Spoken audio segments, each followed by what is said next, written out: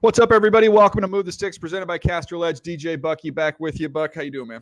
Man, I'm great. DJ, this time of year is always fun. It's fun for a few different reasons. One, we're in the championship round of the NFL playoffs, and we have plenty of time to talk about that. We'll talk about more of that later in the week to preview the AFC and the NFC championship games, the Kansas City Chiefs and the Buffalo Bills, the Green Bay Packers and the Tampa Bay Bucks. But then the Senior Bowl is right up on us, and with the announcements of all the underclassmen declaring, getting ready for the Senior Bowl and the players that are participating in that, it is really time to start talking about the draft and the process and everything that goes into the final evaluations and dealing with some of the obstacles that the scouts will have to deal with this offseason when it comes to it. Yeah, no, it's a fun time of year. I'm getting ready to turn in a mock draft. I've got the top 50 that'll be coming out next week, I believe. So working on all that, just cranking on those guys. I want to get to a couple of those guys I've seen I thought were interesting conversations, which we can have a little bit later on the pod. I want to talk about a couple of these new hires, specifically Robert Saleh to the Jets, Arthur Smith to the Falcons, what we think of those. But as we get started here, I think the big news for the week, especially for those interested in scouting, as two former scouts, I think this is huge news. The fact that the NFL scouting combine is not going to happen in its standard traditional format. You're going to be no on-field workouts, nothing like that. Looks like players will be getting their medicals regionally at hospitals, and then it's going to be all pro days. So the good news is, I know, look, it's a bummer for us who cover it, and it's a big event for us at NFL Network. But the good side of it is that these pro days are going to be huge, and we're going to be covering a ton of them. In the past, I think we've done just 2, 3, 4 pro days. You can expect we're going to be covering a lot more of those. And these guys are all going to work out. How many times we cover these pro days? They worked out at the combine. They don't do anything at their pro day. These pro days, you're going to see all those guys. So that's going to be fun. Yeah, so it ups the ante a few different ways. And so let's go back and kind of sequence this out about the combine and why it really, really matters. And so for everyone who is kind of known about the combine, you've always heard people on the inside talk about the most important part of the combine, the medical part and the interviews. And being able to sit there in person and have those interviews really, really matter, because it's the first time in the process that coaches are involved. The general manager sits opposite a top prospect, and then the area and national scouts are also there. Without the physical combine, it changes the dynamics a little bit because everything is virtual. And when you're living in a virtual world, you also have to combine the fact that area scouts have not really done school calls like they have in the past. And so the deep dive, the background checks, the deep digging, potentially you could have more gaps in the process than we've ever had before. And so without the combine to really hold some prospects' feet to the fire for some of the things that may have happened in the past, I think this is one where scouts have to really, really have contacts in the school to be able to ask the questions that are necessary so you can tell if a guy is a cultural fit for your team. Yeah, I feel like it's going to be kind of speed dating, right? You're not going to get a chance to have the in-depth knowledge that maybe you would have had in other years. But I was talking to a GM last night, and he brought up a great point. He said, you know what, looking back on last year's draft for this team specifically, he said, I think it's the best draft that we've had in a long time. And he said, the reason is because we didn't get caught up in all the fluff. There wasn't as much groupthink because people weren't palling around at pro days last year, because right after the combines when everything shut down. And he said, we put more emphasis on the tape last year than we ever have in the evaluation process. And it said the results kind of spoke for themselves. And he said, and another thing is, like, when you get to draft day, you're all on Zoom, right? They weren't together. So he said, you don't have a special teams coach or a coordinator coming up and lobbying for this guy or that guy or complaining we don't have this or the other.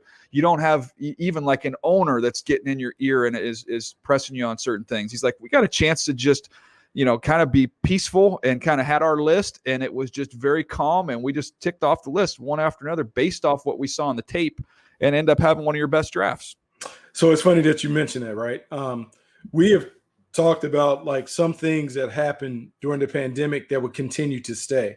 And one of the benefits of the pandemic had been how scouting staffs have been able to work from a virtual standpoint, Zoom meetings, doing things that way, kind of being independent contractors in terms of making sure we look at the tape, but you're not influenced, as I say, by the room. Because, you know, DJ, when we're sitting there, for people that don't know, in the old world, pre-pandemic, scouts would get together a few times a year. Everyone would be in there and they would be reading their reports in front of their peers and decision makers. And sometimes when you're presenting, you can feel the weight of the room either with you or against you. And sometimes it can make you change maybe the adjectives that you use in describing a player. Where virtually you don't feel that same sense. Everyone is on you, but it's not the peer pressure. And so it's more comfortable. It's more comfortable. You dial in, you basically read the report as it's written. It's written as you saw the player off the tape and not influenced by, hey, I was in a room and I had a scout from the Ravens, the Eagles, the Washington football team, everyone kind of chiming in. And so it's your real evaluation. And so I do believe there is something that is positive to going about it. And because I grew up in a system where it was all the tape and we did all of that tape work, I'm very, very comfortable in that world. And I think what others are seeing, hey, man, I'm going to trust the tape and I'm not going to worry about all of the other stuff that comes about it. And I think for you, I would always like to ask you, because in Baltimore, I was always sort of like, you guys didn't really pay a lot of attention to pro days and numbers and workouts and those things. So how do you think scouts that were reared in that kind of system were fair in this new world of scouting and evaluating? Yeah, it's interesting. I mean, sometimes we would celebrate when guys didn't have a good pro day because, like, oh, great, we're going to get a little value on this player. He's a good player, man. So you're going to rely more on that game speed and tape speed versus the time speed.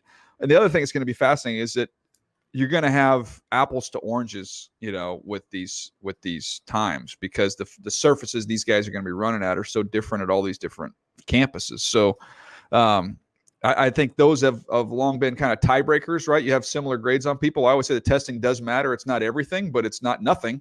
If you have close grades on a couple guys, that testing can leapfrog you over another player. So it's going to be challenging, and I think you're going to see teams go at this two different ways. You're going to see some teams be very conservative, where they're going to want guys that played football in the fall. They're going to want guys that they have no character questions on whatsoever, and just keep it in the fairway, kind of go with the doubles philosophy. And there's going to be other teams who are going to be like, man, I'm getting a steal. I'm getting a value. We've been able to, you know, as we say in scouting, we've been able to clean this guy up a little bit based off of our information and who we talk to.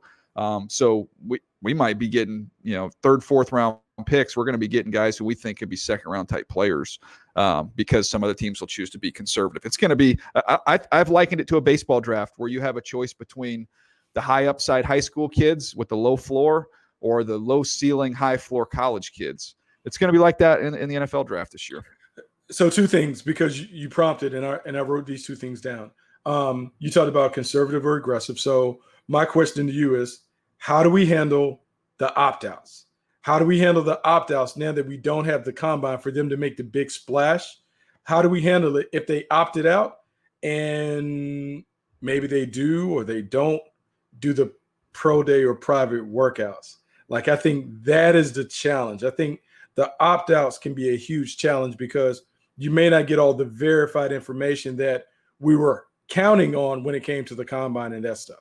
Well, let me tell you right now, what's going on behind the scenes is these workout facilities are aggressively sending videos to teams and scouts and their sources with teams and showing you, hey, I know this guy didn't play last year. Check this out. Last year he played at 220. Now he's a rocked up 212 and he is flying. Like, watch him move around, watch him work.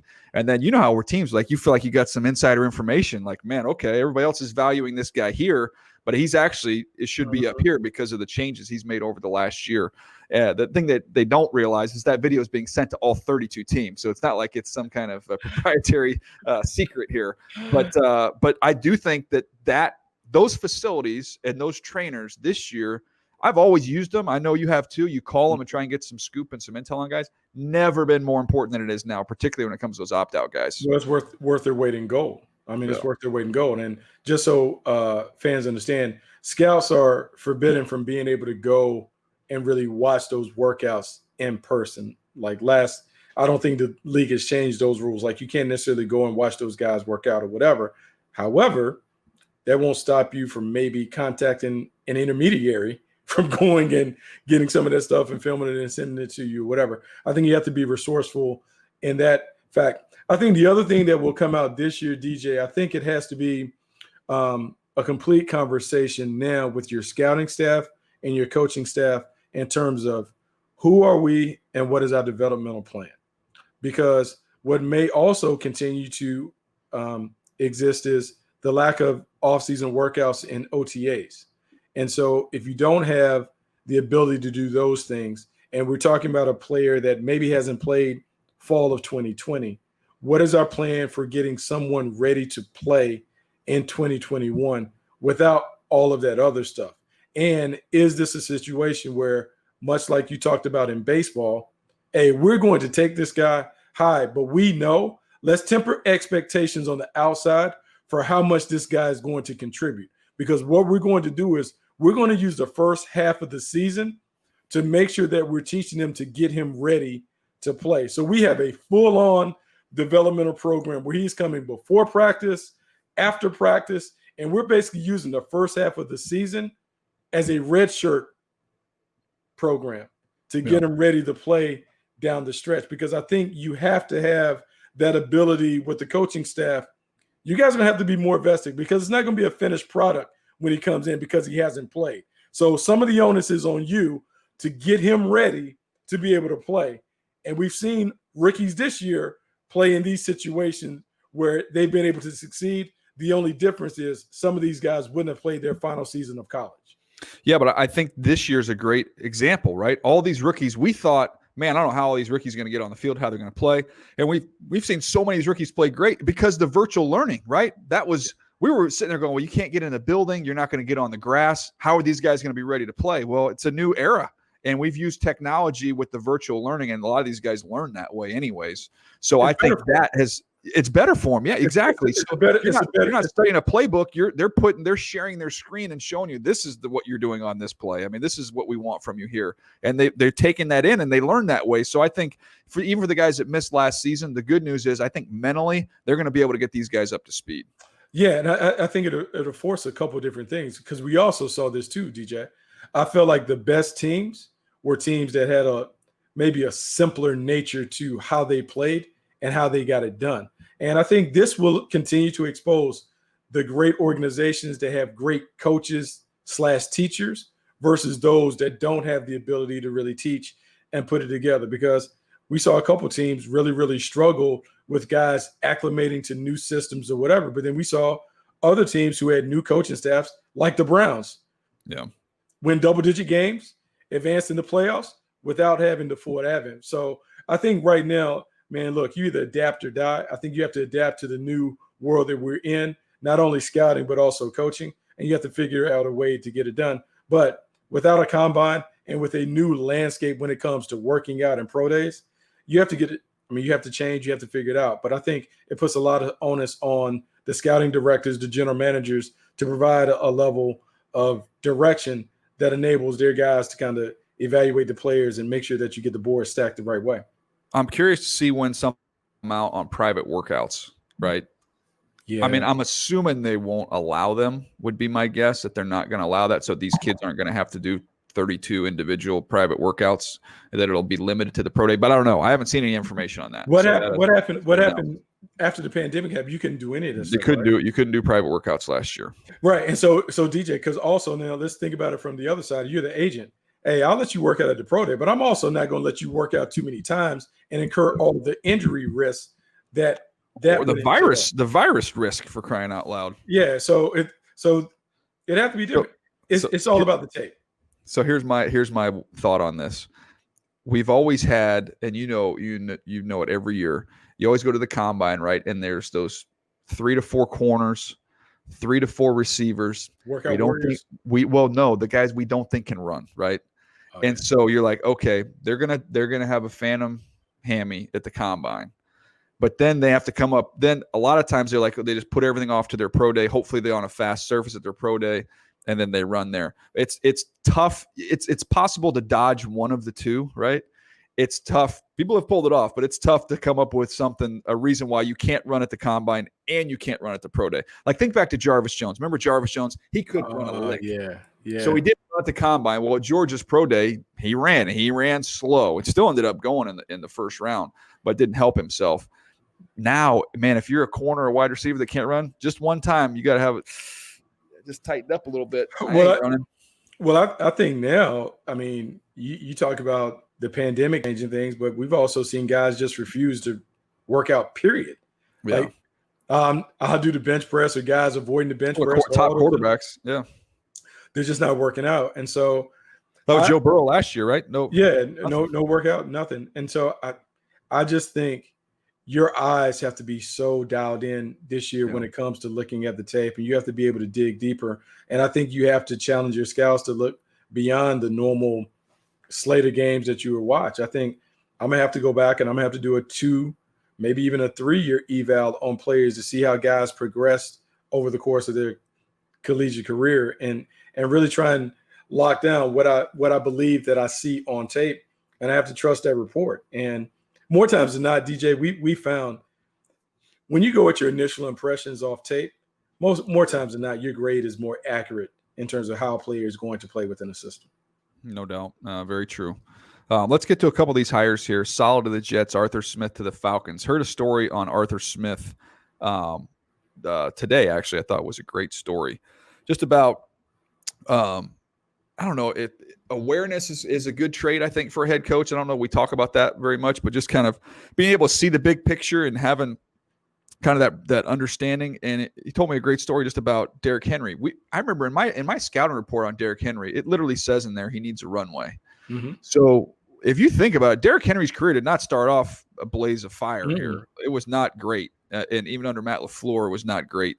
And then Arthur Smith, when he took it over, it started to really jump and take off. And one of the things he did was he was getting the ball at a yard and a half from the line of scrimmage. And they said, no, we got to get him the ball 2 yards from the line of scrimmage. So back him up a little bit, make sure that the mesh point is a little bit deeper, gives him time to get going, gives him time to see, gives him time to build up. He's not somebody that had great vision coming out of Alabama, but one thing was you get him a runway and good luck getting him on the ground. Just that little thing that Arthur Smith did, I thought, man, that's being perceptive and being aware. Yeah, and I think that's one of the biggest things. And I will say this from a head coaching perspective, it's far more than being a play caller. But one of the things that you have to do as the head coach is you have to be able to solve problems. You have to be able to look at the issues that you have, particularly with your best players, and figure out how can we put them in the best position to maximize their talents. And so when we look at Derrick Henry, I think Derrick Henry is a great example. Derrick Henry, to me, is a guy that is an old school tailback that needs to be in the dot position in the I formation. I want him 8 yards deep. I want him coming downhill. I want everything to kind of be that. If I put him in the shotgun, ideally maybe in the pistol, I want him to be able to do things that really work for him. And then what Arthur Smith was able to do, not only with Derrick Henry, but what about the job he did with Ryan Tannehill? Yeah. Ryan Tannehill became, look, man, we can talk about Ryan Tannehill being a top 5, top 7 quarterback in the league since he became the starting quarterback in Tennessee. His numbers are on par with what Pat Mahomes was putting up. And part of that is Arthur Smith's ability to look at what Ryan Tannehill does really well, play action pass, some of the shotgun stuff, some of the running game, and do it. That's what great coaches do. And I think great coaches find a way to make the game easy for their best players. And Arthur Smith has done that. And so the awareness that you have is being aware of the talents that your guys have and trying to find a way to fit them into the desired scheme that you want to run. Yeah, no doubt. Any other thoughts on that fit there? I think it's a good hire. I like Fontenot. I don't know, but he's got a great reputation coming over from the Saints as a general manager. So it's everything I've heard about him has been excellent. And pairing him up with Arthur Smith, I like what the Falcons did. Yeah, I like what the Falcons are doing because I think it's about putting those guys in lockstep. The reason why I think it's important for Fontenot coming in from the division, DJ, we talk about it. I think is not emphasized enough. When you build your team, you're building your team to win the division. You have to win a division to guarantee, most times than not, you win a division, you're guaranteed of a playoff spot. So Fontenot's knowledge of the division, knowledge of what is going on. To pair those two guys together, I think works. Also, Rich McKay may be positioned in the president's role, but Rich McKay has been a general manager for a long time. His ability to come down there and whisper some nuggets into the ear of both of those guys from a team building perspective should help. And they will grow into the job. But I think it's a lot easier to grow into the job when the guy that is at the top has some experience doing some of those things. It doesn't mean he's micromanaging, but he's a trusted ear that you can listen to when you kind of run into some of those problems. And so I do like the pairing. I do like the matchup. I agree with you. Switching over to the Jets, to me, I think we said this from pretty close to the beginning here, that Robert Saleh made a lot of sense to the Jets just because you're hiring the kind of the opposite of what you just had. You know, you go from an offensive guy to a defensive guy, from a maybe more reclusive personality in Adam Gase to a big presence, you know, big leader, energy, edge. I would say they need some edge there. He brings that to the table as well. And I think it matches a division. Now, you look inside that division, you've got 4 defensive head coaches inside the AFC East. It's setting itself up to be a slobber knocker. Yeah, it is setting itself up. Here's what I also like about the Robert Saleh thing. All the things you talked about are great, like energy, leadership ability. I think he has the ability with his presence to build a culture. Defensively, there's some things that are intriguing.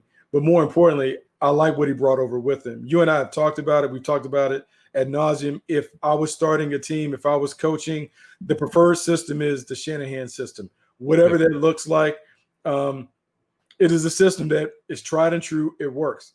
He brings over 2 assistants from the 49ers immediately. O-line coach, Mike McDaniel as the offensive coordinator. He also brings Mike LaFleur. Mike LaFleur, I'm sorry. Yeah. Mike LaFleur. Mike McDaniel got promoted in San Francisco. Mm-hmm.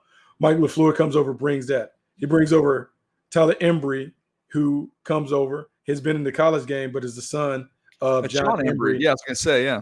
Who knows it? And so you know this system. Also, it gives them options when it comes to the quarterback position with Sam Darnold. We've talked about, we had intel that, hey, the Niners, Kyle Shanahan really liked Sam Darnold, his talents, and what it could do in their system. So now if you're Robert Saleh and those guys, you try and envision what would be the best course of action potentially for the Jets. Could we stick with the quarterback and devote our resources to building up the other stuff? And maybe we get Sam playing well enough that we can do maybe what Cleveland did with Baker Mayfield and have a quick transition by doing it. Or maybe it's, hey, we can sell Sam off and do those things. But I think your job is to give yourself as many avenues to the winner's circle. Yep. And I think by hiring what they've hired offensively, it gives them multiple avenues to build an offense and a team that can get to the winner's circle. And I think that is what your job is. And I think they've taken steps in the right direction. Yeah, they need in that defense, as you know, you need edge rushers and you need corners. And that's something that they're a little short supply right now. So they're going to have to figure that out via free agency or the draft, find a way to get some guys at that spot. I mean, I love Quentin Williams and what he's going to be able to do. He made a big leap this year, played well. Big you get, people forget about C.J. Mosley coming back. Was a good player. So they've got a chance. I think Bryce Hall played well. Their young rookie corner is big. He kind of fits that. He fits that defense. I'm sitting here looking at options going, okay, they picked number 2. And, I could make a strong case for Zach Wilson. Start over. You trade Sam to the Niners or wherever else you want to trade him. And then off you go. Or you can trade out at number 2, stick with Sam, get a bunch of other picks. If you stuck at 2 and you did not take a quarterback, right? So let's say that they're going to stay with Sam. They're going to stay at 2. And I talk about, man, they could use a big-time receiver, a big-time number 1. Jamar Chase is there. But we've talked about second-round receivers being value, right? They have another pick at 23. If they want to take a receiver, they could do it there. I almost think the way to go there, I don't think there's an edge rusher worthy of the second pick, but I do think that Farley at Virginia Tech is phenomenal corner. And I think you look at Patrick Surtain at Alabama. Those are 2 kids, if you look at the size and the length and the athleticism, who fit beautifully into that solid defense. If you were just stuck there, couldn't get out, and you wanted to stick with Sam Darnold, I think taking one of those corners makes the most sense. Look, I like that part of it, but let's think of it this way. So Joe D comes from a school of thought where we saw in Philadelphia, they always invested in the offensive line. Yep. Sam Darnold, early in his career, has been hit a ton. Is there an offensive lineman that we could pigeonhole in there to go opposite Mekhi Becton? So when we think about this zone running game, then we can move. Is Penei Sewell potentially an option at 2, or do we bypass that to go with the corner and do those things? Yeah, I think that's a little rich for Penei Sewell on me, just me personally. I love Slater. I think Slater fits into that, but Slater could end up kicking inside the guard. So it's like, man, do you want to do that there at number 2? I think he's a great player. But to me, that would make more sense. If you're the Jets at 2, you could very easily pit Atlanta at 4, Carolina at 8. You could kind of pit those teams against one another to try and come up for a quarterback. And you could very easily slide back a little bit and still get, if you want to get an offensive lineman, you get one of those guys there. But as you said, DJ, like you got options. You're in the catbird seat. Yep. You have options. Like we just laid out a couple different things. You talked about the quarterback, Zach Wilson, trade Sam, get some more currency coming back to address some other stuff. We talked about the big cornerback, which we haven't talked about one of those guys as a top 5 pick. But it does make sense in terms of big body. You have to, in this division, the way the division is shaping up, you need to be able to cover people because Josh Allen's not going anywhere. Yep. The Miami Dolphins are going to invest in the offense side of the ball. And let's just assume they continue to go with Tua. You know they're going to add some firepower offensively. You got to be able to cover those guys. And this year, unlike most years, there's not a pass rusher that's worthy of being a top 5 pick in my mind. I don't think there's anybody in that class. And so it has to be about the quarterback. So either you get a quarterback, you get a tackle, you get an edge rusher, or a cornerback. And so cornerback, that's where the money has to be spent when it comes to the draft capital. Yep, I agree with you. And to me, it makes sense. If you are going to take the quarterback, you stick and pick. You take whoever it is. If it's Justin Fields or Zach Wilson, whoever you want to take there at 2, Trey Lance, whoever it is, whoever you love, you take him at 2. If you're not going to take a quarterback, to me, it really doesn't make a whole lot of sense to pick it 2. You get the heck out of there. Just move out because there's so many teams that are claiming. We anticipate so many teams that want to jump up. You can get what you want to get. I think what you have to do is we talk about cluster busters. You have to figure out what is the floor in terms how far would you go? The marquee guys that we would get. But what is the floor? And once I determine what that is that 4, I want to be ahead of Cincinnati to get whoever they may deem to be a guy? Is that 8 where the Carolina Panthers? Once you figure out the floor in terms of the marquee guys that you would say, hey, these guys are difference makers, then I think it makes it easier to just show up a couple of days ahead of the draft and say, hey, we're open for business. We'll figure it out. We have a plan for whatever it shows us. Yeah, no doubt. It's going to be fun. This is just one of the things we can do on this pod over the next couple months is kind of flesh out these different scenarios. It's fun, man. It's an enjoyable time being able to see all the different avenues these guys have. And once free agency happens, that helps kind of set the course a little bit more as well.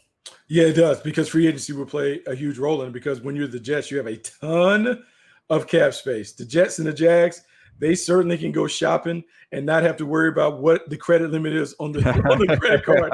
They can go do whatever it is they want to do. And so it's a matter of lining those free agent signings with the needs and at the proper value. But yeah, like what do you need? How do you want to get this going? Because I think for both spots, we talked about the Jets extensively today, but the Jags too. How do we want to jumpstart a rebuilding process? All right, let's wrap this thing up. Anything else you want to add before we finish this thing off, Buck? No, man. I think it's fascinating. I think the one thing that I want to talk about on the next podcast, and I think this will kind of come into play at the top of the board. 3 of the 4 teams that are in the Final Four drafted first-round quarterbacks coming off of playoff bids. And so we've talked about how important the position is, and if the position is so important, you need to invest in it. Just talking about how, man, you have to find your quarterback in the first round because it allows you to reset the clock, but not being afraid to swing the bat when there's a quarterback within range. And if you think about that, usually what happens is there's a 1 or 2 guys, because I'm thinking back to the year with when Mahomes was traded up for and Watson was traded up for. So Trubisky went early, And then there was a little bit of a drop because those teams didn't need quarterbacks. And once we got to 10, those playoff teams now were like, okay, these guys are within striking distance. Let's go up and get them. And I could see a similar scenario playing out here, especially if a team like Carolina did not take one and went and decided to stick with Teddy Bridgewater. And then you had Denver, who, they could stick with Locke. Dallas has one. The Giants have one. You look to San Francisco. That would be the pick at number 12. And it's the same type thing. That could be the quarterback spot. So if you're one of those teams with an aging, if you're a Pittsburgh, if you're in Indianapolis, those are playoff teams picking in the 20s.